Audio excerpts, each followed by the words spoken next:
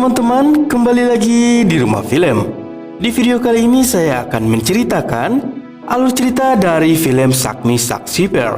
Film ini menceritakan dua orang guru yang berusaha menjinakkan murid-muridnya yang amat bandel. Saking bandelnya mereka layak dinobatkan sebagai preman. Kalian akan sangat terhibur melihat cara sang guru menjinakkan murid-murid bandel tersebut. Oke, tanpa berlama-lama lagi mari kita masuk ke ceritanya.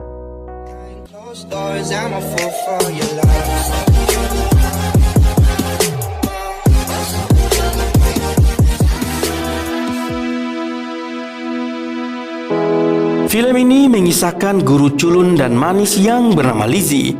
Ia selalu dikerjai oleh para muridnya di sekolah. Dimulai dari menaruh lem di kapur, merusak keran air, dan ketika akan membersihkan wajahnya, lihatlah wajahnya tersebut.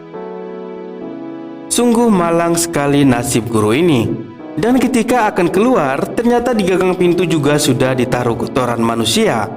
Hal itu membuat lengkap penderitaannya tersebut. Ia lalu curhat dan menangis kepada temannya. Rupanya dia bukan yang pertama. Dulunya ada juga seorang guru yang dikerjai dan memilih bunuh diri lantaran stres akibat muridnya tersebut. Lizzie kemudian meminta pindah ke kelas kepada sang kepala sekolah. Kepala sekolah bilang jika merasa keberatan, Anda bisa berhenti mengajar dari sekolah ini. Dengan terpaksa ia harus terus mengajar para murid-murid tersebut. Alasan kenapa dia tidak mau berhenti karena guru adalah cita-citanya sedari kecil. Di sisi lain, mari perkenalkan seorang pria yang bernama Zeki. Dia juga merupakan guru di sekolah tersebut. Di sini kita akan diperlihatkan dua sisi berbeda dari kedua guru ini. Zeki adalah guru yang sangat santuy dan masa bodoh. Dia juga selalu mabuk-mabukan ketika pulang mengajar. Dan ketika mengajar, dia juga tidak pernah membawa buku pelajaran. Tasnya selalu diisi dengan minuman keras yang amat banyak. Ketika ada muridnya yang iseng mengunci pintu, dia langsung menendang pintu tersebut. Jika murid-muridnya preman, maka dia preman di atas preman. Mari kita flashback sebentar. Dulunya Zeki merupakan seorang preman dan spesialis perampokan. Tidak hanya itu saja, dia juga seorang pecandu narkoboy. Dia baru saja dibebaskan dari penjara atas kasusnya tersebut. Ketika bebas, dia menemui seorang wanita yang merupakan teman perampoknya. Dia menanyakan uang yang pernah mereka rampok dahulu. Akan tetapi wanita itu bilang uangnya telah ia kubur di tempat itu karena takut disita polisi. Dan kini tempat itu sudah menjadi ruang olahraga sekolah. Demi mendapatkan uang itu kembali, Zeki pun berniat untuk menjadi guru di sekolah tersebut. Nah, dari sinilah awal mula Zeki menjadi guru di sekolah tersebut. Ketika melamar, dia pun langsung ditolak oleh sang kepala sekolah karena tidak memiliki ijazah keguruan. Tapi di sini dia bertemu dengan Lizzie yang kemudian mengajaknya ke rumah. Di sana dia membuat Lizzie pingsan dan langsung mengkopi ijazah milik Lizzie tersebut.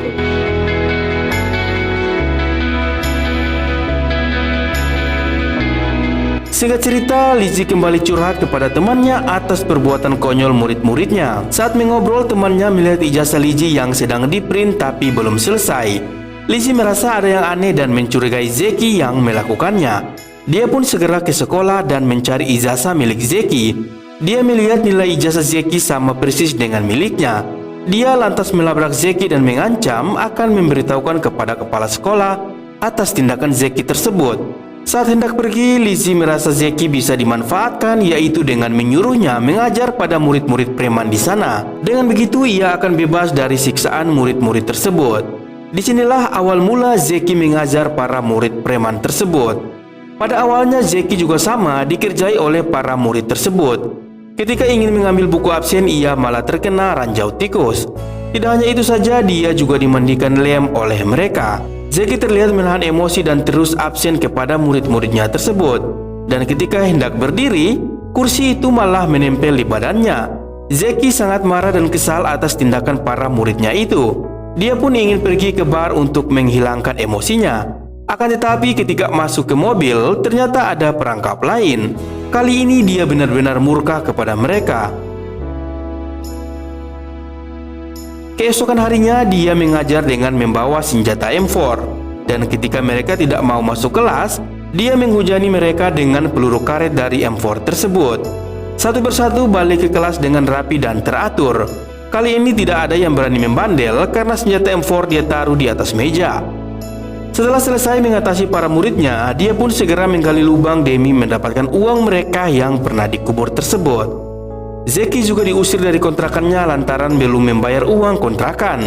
Dia pun pergi ke rumah Lizzie untuk meminta bantuan Lizzie. Awalnya Lizzie menolak membantunya, akan tetapi dia melihat Zeki telah berhasil menjinakkan para murid bandel tersebut, dan dengan terpaksa dia pun menyetujuinya dengan syarat dia harus terus mengajar murid preman tersebut. Demi tempat tinggal, Zeki pun menyetujui hal tersebut. Singkat cerita, Zeki mengajari murid-muridnya berenang, dan ketika ada yang tidak mau berenang, dia pun menceburi murid yang tidak mau berenang tersebut. Dan ketika ada yang berkelahi, dia langsung menenggelamkan murid-murid yang berkelahi tersebut, hingga mereka meminta maaf kepadanya.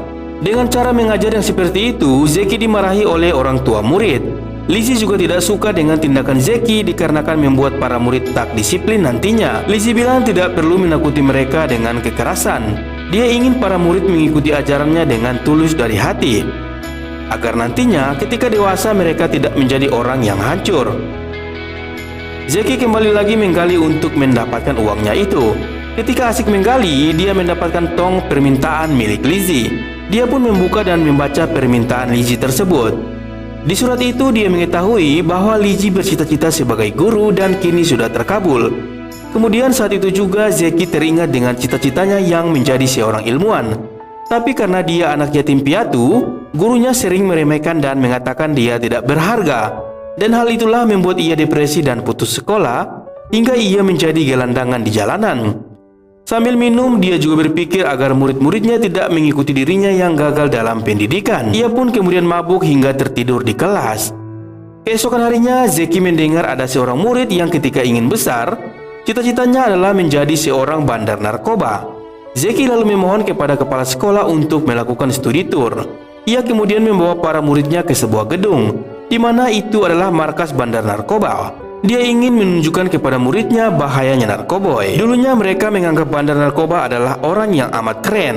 Sekarang mereka sadar bahwa imajinasi mereka telah keliru. Zeki lalu mencari para muridnya yang memiliki bakat alami. Dia juga menemukan seorang murid yang jago dalam dunia akting. Dia pun membuat ekskul drama agar sang murid bisa mendalami bakatnya tersebut. Murid-muridnya perlahan mulai berubah menjadi murid yang berprestasi. Zeki pun menjadi guru favorit dan paling berpengaruh di sekolah tersebut. Akan tetapi Lizzie malah iri akan hal tersebut, karena dia yang mengajar paling niat saja tidak mendapatkan gelar tersebut. Ditambah lagi kepala sekolah menyuruhnya mengajar satu mata pelajaran kepada murid preman sebagai evaluasi kerja tahunan. Dia sama sekali tidak percaya diri untuk mengajar para murid preman tersebut. Kemudian Zeki pun mengajak Lizzie pergi ke sebuah kereta untuk menggambar kereta itu, dengan tujuan agar mengembalikan kepercayaan diri Lizzie. Setelah itu polisi memergoki mereka dan mengejar mereka. Dari sinilah para murid menjadi respek kepada Lizzie dan mulai menerimanya.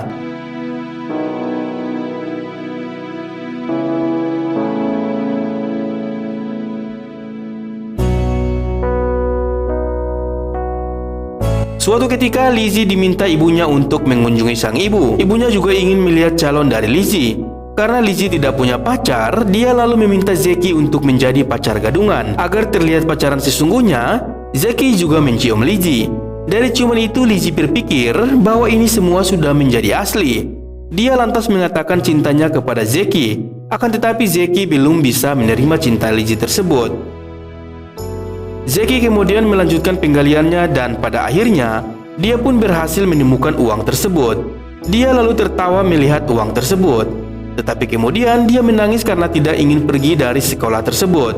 Keesokan harinya terjadi masalah keuangan di sekolah, di mana salah satu guru dari mereka berdua harus keluar dari sekolah tersebut karena sekolah sedang mengalami masalah keuangan. Di sini sang kepala sekolah mempertahankan Zeki dan bermaksud memecat Lizzie. Akan tetapi Zeki tidak mau karena ia sadar guru adalah cita-cita Lizzie sedari kecil. Dia pun segera pergi meninggalkan sekolah tersebut. Sebelum pergi, dia akan menutup lubang yang sebelumnya ia gali. Di sisi lain, para murid sedang berolahraga di lapangan basket, dan ketika murid gemuk melompat, tanpa sengaja ia langsung terperosok ke dalam lubang yang telah digali Zeki sebelumnya. Lizzie yang melihat lubang itu lantas mencari tahu lubang tersebut. Di sana ia melihat Zeki yang sedang asik menelpon sembari berbicara tentang uang itu. Lizzie yang mengetahui Zeki masuk ke sekolah ini karena uang, lantas pergi meninggalkan Zeki di sana. Lizzie merasa dia hanya dimanfaatkan oleh Zeki. Setiap harinya Lizzie hanya bisa menangis akan hal tersebut. Dan ketika Lizzie hendak memberitahukan kepada kepala sekolah, di sana dia ditemui para muridnya dan mereka bilang, ini semua salah mereka, bukan salah Zeki. Mereka mencoba membujuk Lizzie agar mau memaafkan Zeki. Akan tetapi Lizzie masih sangat marah kepada Zeki. Para murid kemudian menunjukkan gambar yang pernah disuruh Zeki agar merasa bersemangat. Di laci guru juga telah Zeki taruh gambar penyemangat Zeki. Setelah dibuka, isinya adalah foto Lizzie. Itu artinya penyemangat Zeki adalah Lizzie. Lizzie kemudian mengerti bahwa Zeki tidak memanfaatkan dirinya. Tak lama kemudian teman Lizzie datang dan memberikan uang yang Zeki dapat sebelumnya. Zeki ingin menunjukkan bahwa dia tidak membutuhkan uang itu. Yang dia butuhkan hanyalah Lizzie. Temannya lalu bilang jika kamu tidak mencarinya, dia akan kembali merampok seperti dulu lagi. Lizzie lantas menghubungi Zeki yang terlihat akan segera melakukan perampokan lagi. Saat akan menghentikannya, jaringan pun terputus. Untungnya ada murid lain yang mengenali Zeki, dan di saat bersamaan dia juga melihat kereta api yang pernah digambar Lizzie. Zeki lantas mengurungkan niatnya untuk mencuri dan pergi meninggalkan temannya tersebut. Dia lalu datang ke rumah Lizzie dan memberinya sebuah kotak hadiah. Di dalamnya ada setangkai bunga dan sebuah gaun, dan juga selembar surat cinta yang bertuliskan pilihan mau, tidak mau, atau mungkin. Ternyata Lizzie selain ingin menjadi guru, dia juga ingin seseorang menuliskan surat cinta yang memiliki 3 pilihan. Keesokan harinya mereka berdua dipanggil kepala sekolah. Kepala sekolah bilang perubahan murid preman membuat dia sangat takjub. Dan bagaimanapun juga, dia harus mempertahankan mereka berdua. Dan film pun selesai. Oke teman-teman, itulah seluruh alur cerita film kali ini. Semoga terhibur dan sampai jumpa.